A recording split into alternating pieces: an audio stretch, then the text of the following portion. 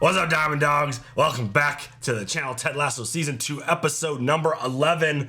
And another really incredible but heartbreaking and just difficult episode to get through, really. If I fucking cry one more time, that's it. I've had it. I mean, I can't keep crying for all these shows. There's a lot of really heavy stuff going on. And the more Ted reveals about his situation, Rebecca revealed a lot about her family situation because she was at the funeral for her father and her mom was like trying to tell her that she was going to do the eulogy. And she's like, no, I hated him. And then shared this story. And the way that story was edited with Ted talking to Dr. Sharon about his father, because it was literally overlapping. Yeah. The way they were both essentially sharing the worst day of their life.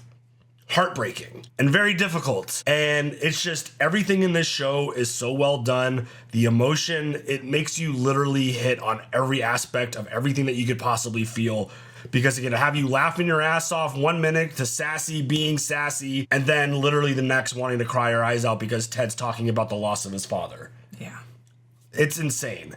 And there's a bunch of things in between because when you see Rupert, you get angry. You don't want him to be around. He shows up constantly uninvited. No, but I love Rebecca's mom's advice on like, give him nothing, but take from him everything. Sorry, that was a 300. Yeah. Never mind. Sassy also gave it to him pretty good, which was great.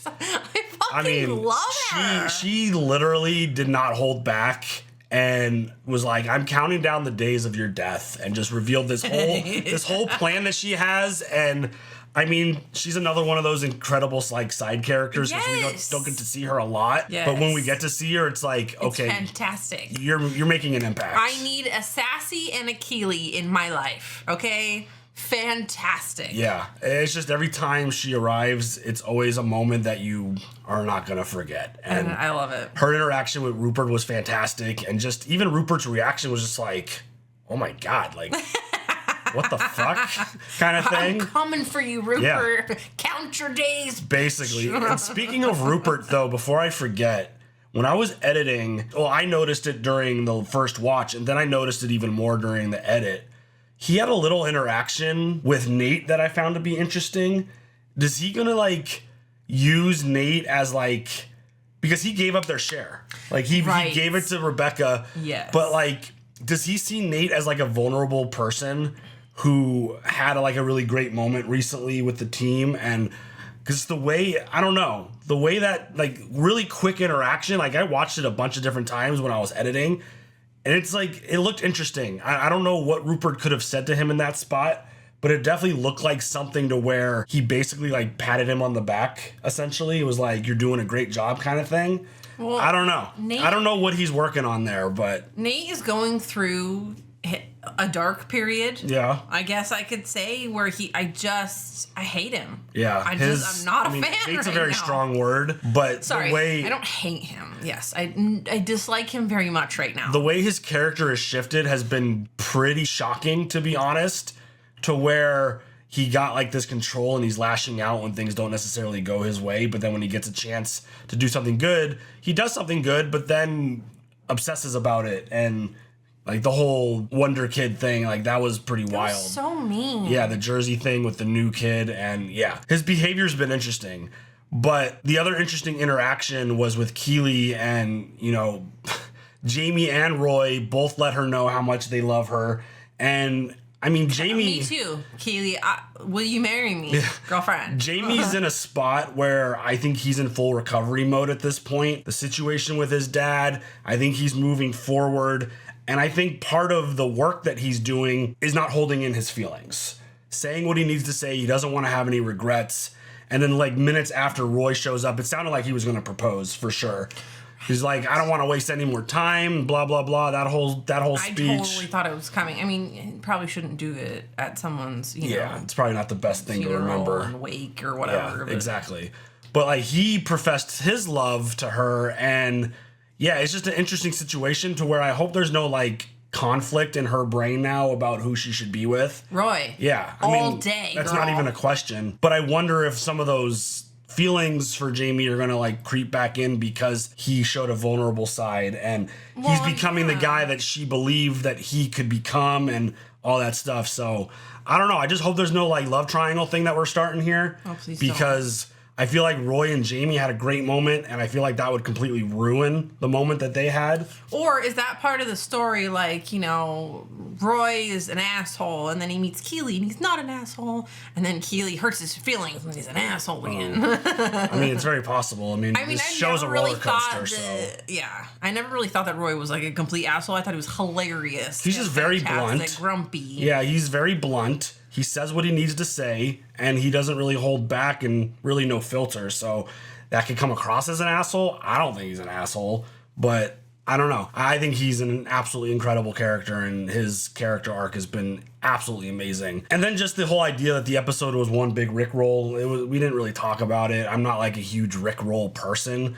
So, like, I had to remember what that even meant, and I'm like, oh, yeah, duh. The song kept I think it popped up, like, 3 or 4 times in this episode. So, like, that's the aspect of this show to where it's funny as shit, but then it'll hit you with some really, really heavy emotional stuff, and it's like, I don't know what to feel. Laugh now, cry here, get angry here, get mad at this person here. It's, like, all over the map. It's very confusing. Ted Lasso. What are we supposed to feel while watching these episodes? Also, I need to now Rickroll Megan, Andy, and Tracy. You should just Rickroll the softball team. Should I put that in that would the be really chat? That would be really funny. In the Game Changer. No, you're the DJ. Yeah, that's what I'm talking about. She has control of the music for softball games for both teams that we're on. You gave me ideas. You could I mean, it's probably better suited for the rec team. You could totally Rickroll. Absolutely. Yes, I'm 100% doing that when we play Andy's team. Yeah, for sure. That's perfect. When we play them next. Exactly. You best believe I'm doing that. So yes, this show definitely hits on all the emotions, literally scene to scene, and where Ted goes, where does Rebecca go, because she did have a really great moment with Sam, but decided that they needed to end it. And he seemed like he was okay with it. Obviously, he's probably a little heartbroken, a little sad about it. But I think there's a level of understanding about what she needs to deal with in terms of figuring out why she's so afraid of the pain that he could cause her. Yeah, well, because he's a really good guy.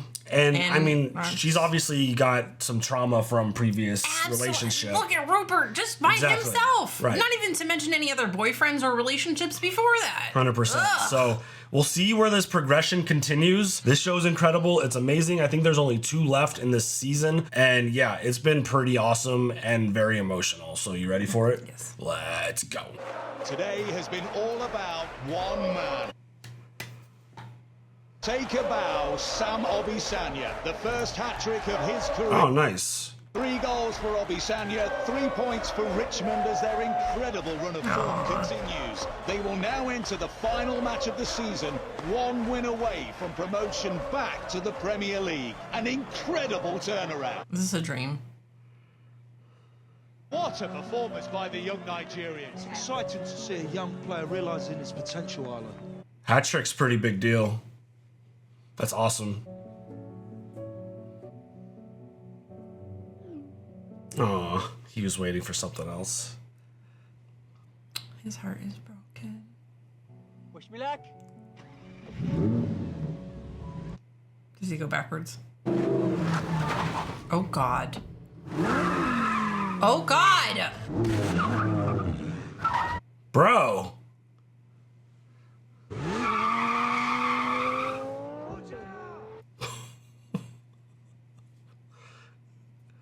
Has he driven that Lambo before? Honestly, it doesn't look like it. I forget the character's name in the National Treasure where he gets that thing repoed. Riley. Mm-hmm. He doesn't actually know how to drive it, but he keeps getting the super fast, expensive car. With a stick shift.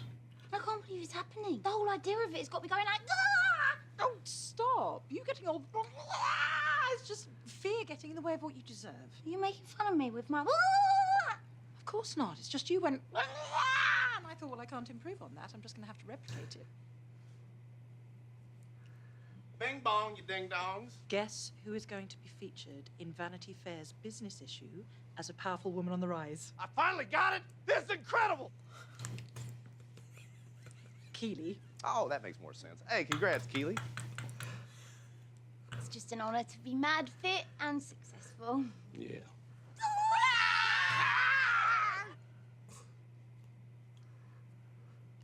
Dr. Sharon's last day is tomorrow. We're all chipping in to get her something special. What did you decide on? An envelope of cash. Now, I figure she already has all her deep, dark secrets.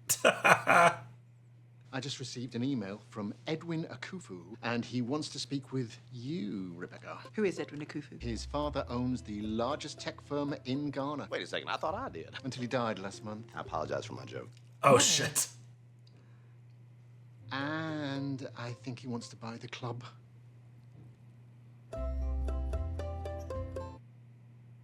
Whoa. That's a big deal. I've got the suit Ted bought you back from the dry cleaners. Oh, it's my suit. The second Ted gave it to me, ownership transferred, and it became my suit, Will. Right.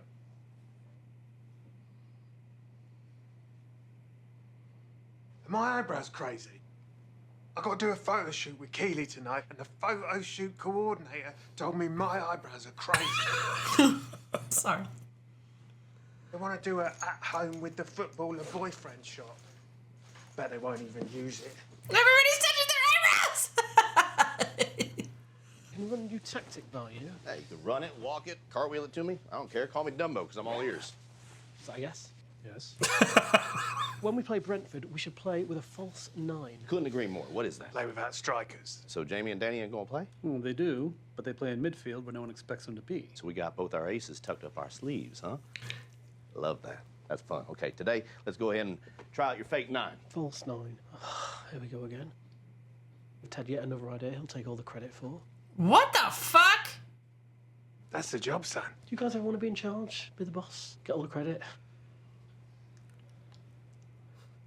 Roy smiling. That's I scary. used to believe that trees competed with each other for light. Suzanne Samard's fieldwork challenged that perception, and we now realize that the forest is a socialist community. Trees work in harmony to share the sunlight. Can't you just give me a straight answer for once? I think he just did. Right, when this works, which it will, I'm telling everyone it was my idea, which it was. Your eyebrows aren't crazy. Thank you. They're psychotic. I appreciate that.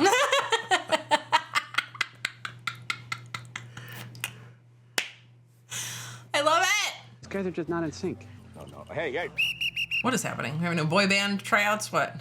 Y'all gotta be together on this, all right? It's like this. You may hate me, but it ain't no... Oh my god, I was joking. Are you serious right now?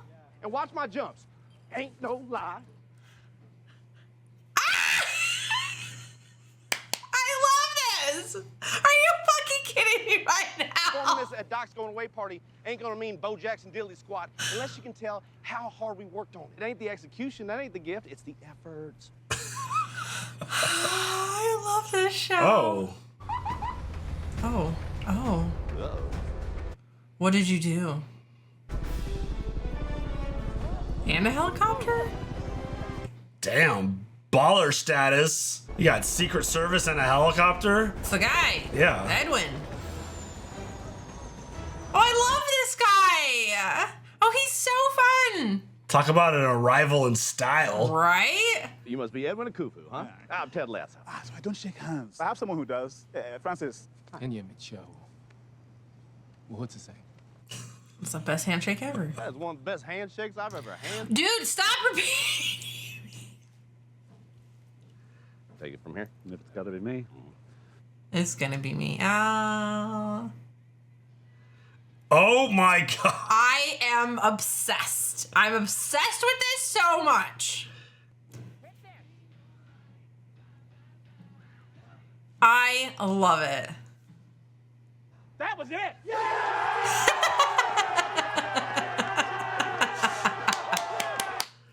He's taking his shirt off. Stop it. I love that they so had like the funny. freaking copter in the background too. I know. Relegation destroys some teams, but it only seems to have made yours stronger. Well, that's all because of the boss right here. I'll cut straight to the point and tell you that I'm not interested in selling. Oh, I'm not trying to buy your club. I'm interested in buying one of your players, Sam Obesanye.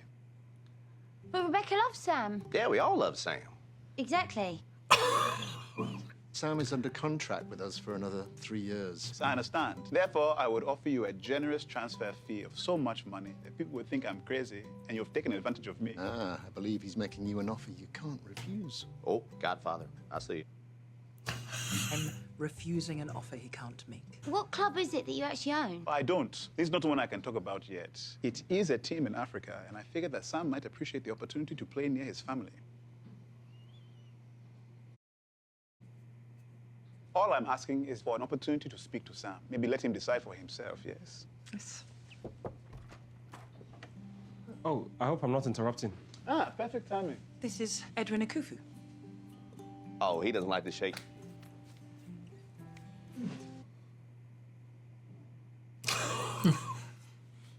Yeah, I figured we could go to a museum, have something to eat. Sure. She's scared to lose him. Yeah. So strange. I once wrote a play about a billionaire who took a footballer to a museum and then dinner. What happens in the play? Well, they get their meal for free because they found a little bit of glass in the pasta. Ooh. Higgins. I wish I could write fiction. Oh, thank you, Keely. Yeah, I should revisit that work. Yeah. Oh, Rebecca. Hi. Whoa! Oh, no. Wow, I didn't expect you to be here. Oh, me neither. Just wondered if you'd mind helping me pick out a fancy suit. Absolutely. Perfect timing, actually. I've got to go and pick up some outfits for this photo shoot thing I'm doing. Come with. Go kill 2 birds with 1 stone. All right, yeah, let's go murder some birds with a rock. Got attacked by a bird once. Did you? What? It's Coach Kent, which can only mean nobody told him it's a half day and Phoebe's mum picked her up hours ago.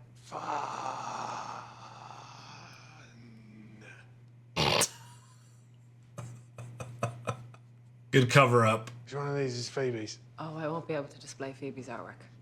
Why not? Uh-oh. What'd she do? Yikes. Oh, no. She draws tits. Unnervingly accurate charcoal sketches of breasts, yes. What the hell? Do you need a hand? Yeah. Unless you need to go. No, I've got time. I had a tour d'affaire with Sam. UL Jackson? Lasagna. Just checking. Samuel Jackson. I think that's great. Hold on. Nope. Yes. Yeah, I do. No, I think it's fine. I think I need to end it. Sure, I can see that. Edwin Akufu sweeps in to take him away, and I've lost all objectivity. Sam's a really great player. One of the best we got. We really work great together. If I let him go, I might regret it for the rest of my life. Aw, that's tough. Don't listen to me. Don't listen to Edwin Akufu. Don't even listen to Sam. You just listen to your gut. And on your way down to your gut, check in with your heart. Between those 2 things, they'll let you know what's what. They make good harmony. 2/3 of Bone Thugs and Harmony. Oh my God, here we go. Fucking love them. Thank you, Ted. My favorite rap group of all time, Bone Thugs and Harmony. Good job, Ted Lasso. Hey, you know, boss, you starting to develop a little bit of a habit. Same time, same place last year, you dropped another truth bomb on me. See you next year. Can't wait. I love them. So good I can't even look. Thanks, Jocko. How you doing in there, babe? This place is so posh. I feel like I'm not supposed to be here. I mean, this place is for rich twats who piss away all their money on an outfit they only wear once. Today, you are one of those twats. I quite like that. Oh, this is so much fun. Yeah. Roy never does this stuff with me. He's always like, I'm Roy Kent. Why do I need to go shopping? I already own a black t-shirt and jeans. That's good. Very Keely. accurate. Yeah. Very accurate. Is yes. Oh. But I'm worried about the crotch. Does the crotch feel loose? The crotch looks loose. Keely, thoughts on the crotch? Oh my. Oh my God. I think the crush is great. I don't think this is it. Take you off immediately. Would you guys like a drink? Oh, yeah, go on. Glass of champagne. It's free. Can you see the prices? You're gonna wish you drank more of it. Oh my God. Whiskey. Thank you. I've never been in a fancy place that offered you alcohol. Seriously. I just came up to invite Dr. Sharon to Colin's birthday party tomorrow night. Colin's birthday is August the 21st. I love that you know that. Yeah, I know everybody's birthday. Really? Liam Neeson. June 7th. Chuck Norris, Sharon Stone, and Osama bin Laden. All March the 10th. Osama bin Laden. Wait a minute. No. I hate to be the bearer of bad news, Ted, but Sharon's already gone. Oh, no! An emergency came up, and she has to leave tonight. Oh, no. Wait, she left without saying goodbye? She wrote everybody a letter. Here's yours. Oh, no. No. Oh, he said no. He said no. Don't let her get away with it, Ted. Oh, hey-oh. Yes.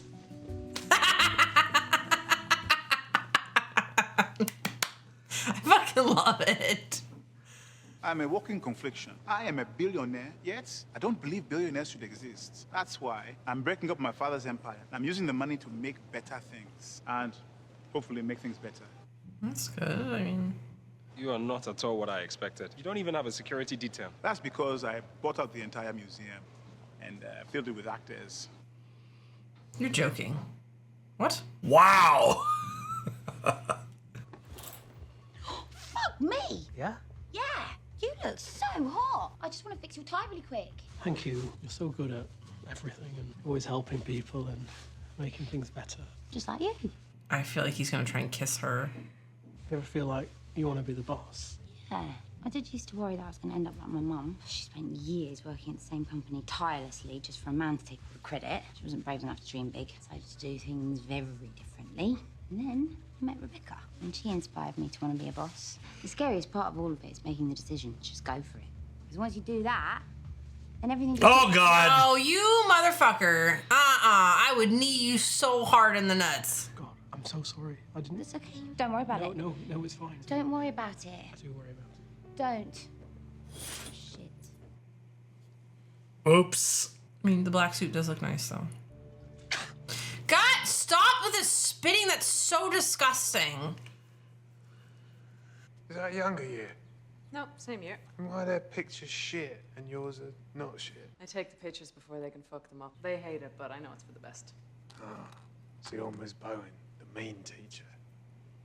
Phoebe likes you. Most of them hate me. They have like 20 different mean nicknames for me. I don't know any of them.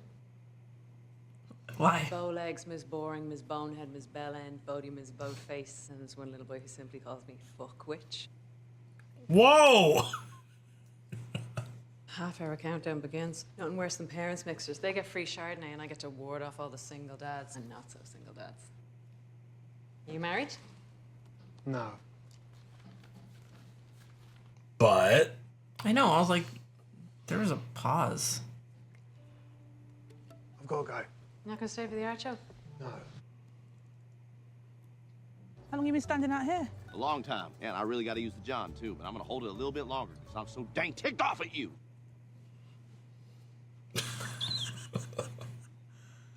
How could you just leave? Sorry, I'm not good with goodbyes. Yeah, well, when I was a baby, I wasn't good at walking and talking, but I just stuck with it, and look at me now. I mean, we had a whole thing planned for you. You know how hard it is to get grown men to learn choreography? Heck, we got you a gift. Spoiler alert, it's a bunch of cash. Ted, you knew I was leaving. Yes, I did, but I thought I was at least gonna get a chance to say goodbye to you. I mean, my wife left me, my dad left me. You, more than anyone in the world, knows how I feel when I get abandoned. And you just left. I wrote about that. It's all in the letter I left for you. The letter? Okay. You mean this? I'm not gonna read your letter. Ever. You got something you want to say to me, just say it to my face. I thought we had a breakthrough. You did. You confronted things you No, not me. I'm talking about us. We did, Ted. You helped me become a better therapist. Aww. That's saying something because I was already fucking brilliant. I love you, Dr. Sharon. I love you. And yet, you were gonna leave without letting me know any of that. Ted, it's all in the letter. It's all in the letter. It's all in the Okay, you know, fine. I'll read your stupid-ass letter. Stupid ass. Whoa. You spelled favorite wrong. That's not how they spell favorite.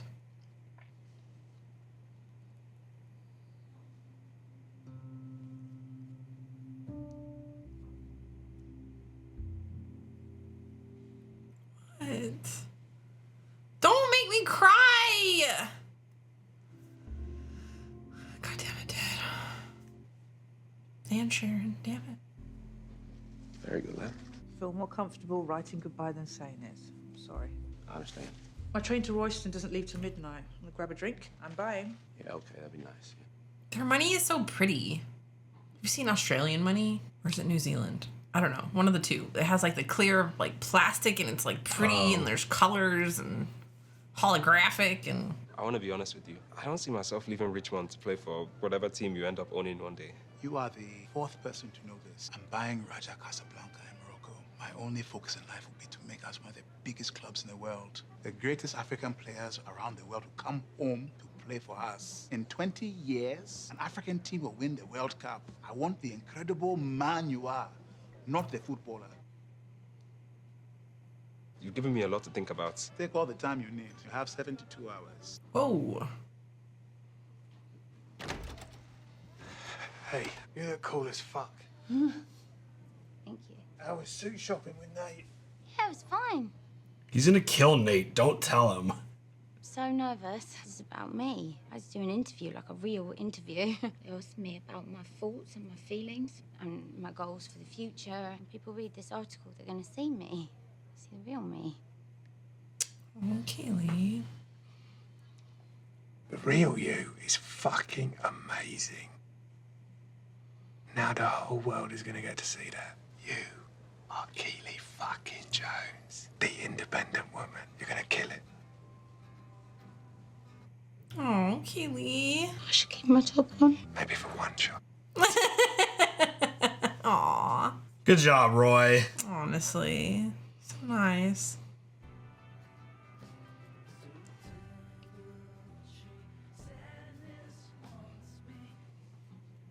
Wait, so we don't get to see the choreographed dance by the football players? I feel like Dr. Sharon's getting robbed of a great performance. I agree. Roy, just look yourself. Yep. Now look at one another. One look! All right, so earlier when I was suit shopping with Nate, there was a little misunderstanding. He tried to kiss me. Shit. That must have been awkward. Thank you for telling me. I was talking to Phoebe's teacher earlier for 3 hours. At the end, she asked me if I was married, and I just said no, nothing else. Are you gonna? At the funeral, Jamie told me he still loves me. Uh-oh. Oh, no. Are they about to break up? That's what I'm worried about. They went from joy to sadness really fast. Shit! They're supposed to get married and shit. The only opponent is yourself and gravity. SMF, huh? Oh, and let me guess. Sharon Mildred Fieldstone. Sexy motherfucker. Oh, yeah, bitch! I fucking love that. Another round? Oh, yeah, come on. These two. If you excuse me, I'm gonna go hit one of my favorite British words and my absolute favorite Diamond Phillips, the loo. There you go, love. Oh, no, I ordered 2. Ted asked me to give you this. Son of a bitch stole my move. Aww. Aww. Here's one with no shit in it. I can't give you an answer about us. And I know I can't ask you not to go. But I hope you don't go. I should go.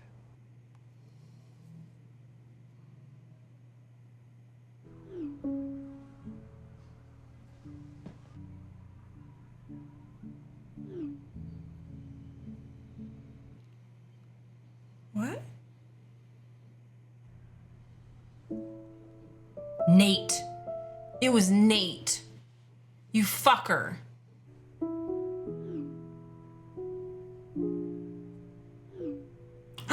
You fucker. What the hell, dude? Nate sucks.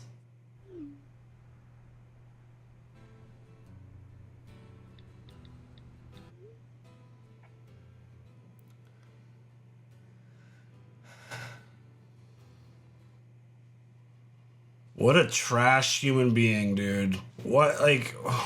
I'm so... Breaking the trust of the Diamond Dogs? That... I'm pissed. Fuck Nate. So, You think to get to be the boss, you have to tear the boss down. That's not how that fucking works. Like, how does he think that's going to actually benefit him? That, I mean... I'm so mad. His behavior has been very... Trash. It's been very upsetting. For a while now. Him leaking that information is... Yeah. That's so trash. I want Roy to tear him to pieces now. But and Roy and Keely. What was that? How is Ted gonna handle this? I don't know. I'm pissed about this. It feels like things are falling apart. Told you. Told you. It's just But also thank you, Trent Krim from The Independent, for giving up your source. I don't love that you have to write about having a panic attack. Yeah. I mean, it humanizes you, but then to certain people, it makes you look weak. Yeah, I don't know the tone of the article, but I mean, on the surface, and I know like fans are called fans because they're fanatics, and generally speaking, like I would read if like the coach of my favorite team had to run off during a really important game and lied about why, and then the truth ended. Like in my brain, I'm like, so what? So what? Like, people in their life are dealing with things that we don't have any right to have information on. Exactly. That is a private... It's none of our business if he's dealing with things that gives him panic attacks. Unless he wants to come out and say, I had a panic attack. This is my story. So, no one else gets to fucking out him. Like, I just don't see how... I don't know. Again, I don't know the context of the whole article and the tone and how it was written and what actual information is in there. If it's like a hit piece trying to call him a liar and be deceptive about why he left and why things happened, that would be really bad. But if it's literally just in an information piece about like, hey, he suffers from this, I don't see the big deal in it. Obviously, being in Ted's spot, I would feel absolutely devastated. Betrayal. Because that's your personal information that's getting shared when it shouldn't be. But like, I'm just thinking as like a fan perspective, reading an article about that, I wouldn't have any negative feelings towards the coach. I personally. would not either. I'd be like, oh, he's a human too. That's and who knows what he's dealing. Like, I don't know what he's dealing. Who knows what he's dealing with in his personal life. You never know what somebody's going through. No. But like, being in his shoes, I would feel all the things. I would be mad. I would be extremely angry. I'd probably feel another panic attack coming on. I would fire him. Oh, 100%.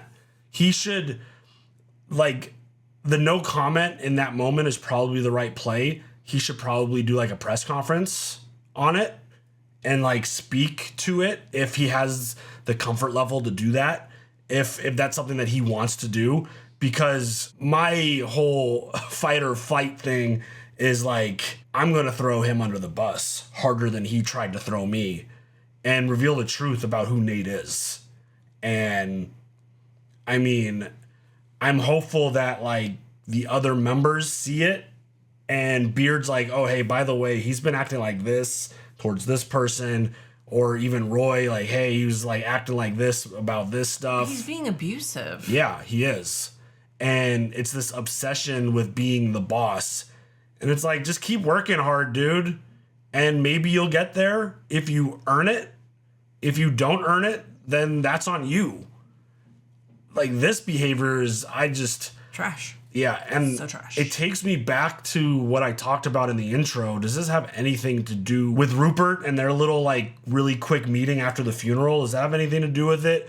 Did he, like, promise Nate something if he did something? Like, I don't, like, that whole interaction is what I'm thinking about, and because it was weird. Yeah. The interaction was weird. Rupert talking to him and Nate's response, like, reaction was weird. So, I don't know where or why this all came from that spot, but was this an organic thing that Nate decided to do to throw his coach under the bus to try to, like, get power? Or, I mean, yeah, is this like a Rupert thing to try to take Rebecca down take down Lasso. Yeah. I don't know. It feels like a big plan because I mean, Nate has proven to have some good ideas in terms of strategy on the pitch. I don't find him to be like the smartest, self-aware person around. And the idea of his Keely. I mean, yeah, the idea that he has this thing he's going through, I don't know if he can do that kind of thing on his own without the backing of some kind of support. Because it's like him throwing the dude under the bus who has essentially brought you to this position. Yes, he remembered your name. He included you on decisions that he didn't have to include you. He just could have ignored you and shat on you like everyone else was doing and could have left you as the equipment manager, never given you a whistle. This is how you pay him back. Yeah, that's bullshit. You little bitch. It has been quite the villain arc. Because he is absolutely hated right now. He is one of those characters to where I want the worst thing possible to happen to him now.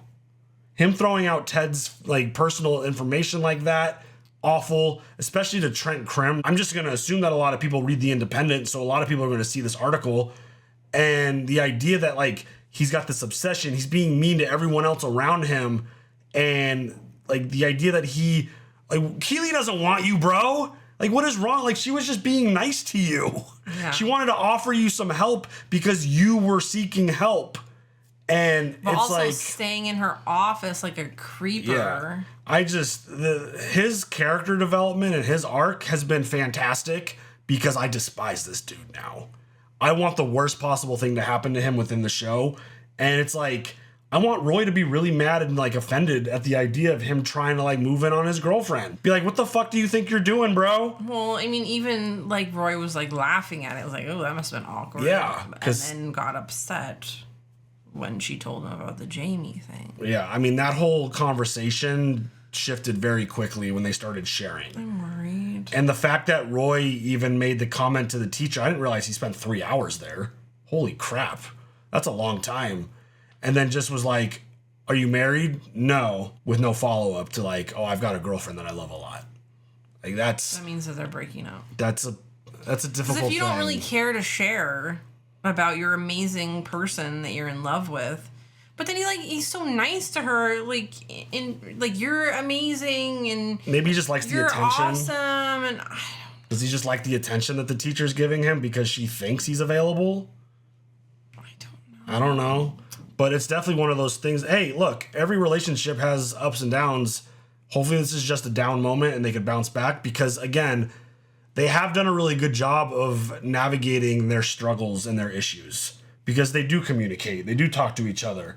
And the idea that they are sharing this information right now could hopefully be a good thing and that they could get past it. And the idea of like Keely and Jamie isn't a possibility. I don't want that. I think they've done a really good job of building their relationship. They've got a lot of honesty. They care about each other clearly very much. And yeah, I don't know. It just seems like one of those situations to where I hope it's just a down moment and they can just pick it up after all these people are out of their house and they could squash this. But that was another pretty incredible episode. I mean, the whole Ted, Dr. Sharon situation, like it felt like I get it. Dr. Sharon is very much like a lot of people, you know, they don't want to necessarily have to say goodbye in person. But at the same time, seeing it from Ted's point of view, it's like, we've been through a lot. We had a breakthrough. You're not going to come say bye to me in person. Like that's hurt. Like that hurt my heart. And then he read like the letter and was just like, oh, that was a really good letter. Like, okay, that was really good. And then proceeded to flip it on her at the bar and bounce and left one of the little army guys. And I mean, is he always carrying one around with him? Apparently. I don't know. Or he just saves it for special moments. But like that, like I'm totally on Team Ted for that one. When you've gone through so much, especially if I'm presenting my vulnerabilities of loss to you, don't just leave me. Like, come say bye to me, please. I've got specific issues that are tied directly to that exact thing.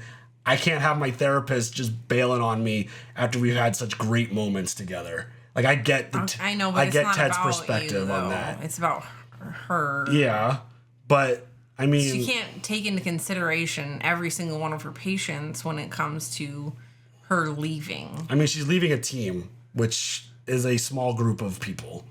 So It doesn't feel small. I mean, it feels like there's a shit ton of people there. I mean, soccer clubs aren't that big. Okay. But the idea that she was specifically working for them for this time, she should have said goodbye to them, I feel like. But she don't like I don't that. know. Yeah, that's not her style. But Ted continues to break those barriers down and get her out of her comfort zone. So that was another one of those really sad moments, though, where it felt like it was going to something like horrible, and then they ended up having a good night, and Ted ended up flipping on her. But I'm like so antsy to get to the next episode now. Same. To see what the hell his response is going to be to Nate. Yeah. And how he handles this. Nate sucks. Yeah. Because if it was Mad at you, me, Nate. if it was me, I'd go straight and have a conversation with him and be like, "What the fuck are you doing, dude?" Yeah. I would call a press conference, call him out. But again, it's Ted. He handles things differently. I'm wondering how he's going to play this. I'm very curious, which is why I'm antsy to get to the next one. Yeah. But any other thoughts? No. All right. Yeah. Fuck Nate. You guys leave all your comments. We'll see you guys later for the next one. Have a good one. Bye.